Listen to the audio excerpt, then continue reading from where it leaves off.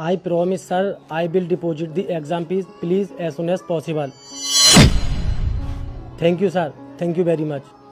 अरे तुम बात किससे कर रहे थे? वो ना मैम, मैं अपने बेटे की क्लास टीचर से बात कर रहा था। इंग्लिश में? हाँ मैम, मेरा बेटा ना इंग्लिश मीडियम स्कूल में पढ़ता है, इसलिए मैं उसकी क्लास टीचर से इंग्लिश में बात कर रहा था और मुझे इंग्लिश बोलनी आती भी है। अरे ये तो बहुत अच्छी बात है, तुम्हें इंग्लिश बोलनी आती है। रुको एक सेकंड, मेरी कॉल आ रही है।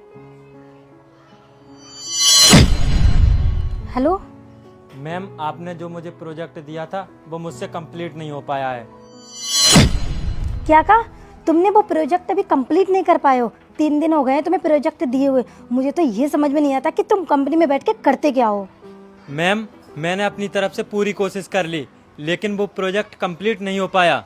अगर तुम कोशिश करते ना तो हो जाता। Sorry ma'am. क्या करूँ तुम्हारे सॉरी का? फोन रखो चुपचाप। क्या हुआ मैम, आप बहुत परेशान लग रही हो। अरे परेशान होने वाली बात ही है, शाम को मेरे क्लाइंट आने वाले हैं और उनके साथ मेरी मीटिंग है और प्रोजेक्ट अभी कंप्लीट नहीं हो पाए हैं। मैं उनको क्या जवाब दूं? मुझे तो कुछ समझ में नहीं आ रहा है, मैं क्या करूं?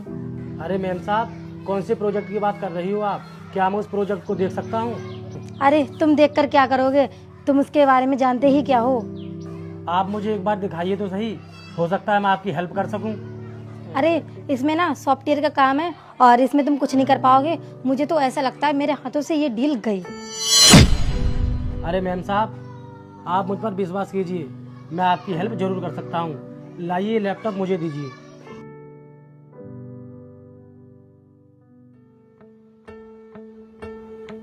मैम इसका पासवर्ड क्या है?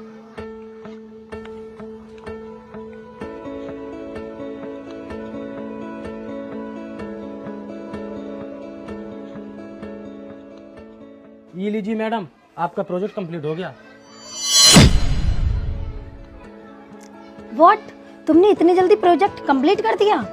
रुको मैं देखती हूँ। अरे हाँ यार, तुमने तो सच में बहुत जल्दी कंप्लीट कर दिया इस प्रोजेक्ट को। लेकिन कैसे किया तुमने ये सब? और तुम तो एक सिक्योरिटी गार्ड हो, बट तुमको इसके बारे में इतनी नॉलेज कहाँ से आई?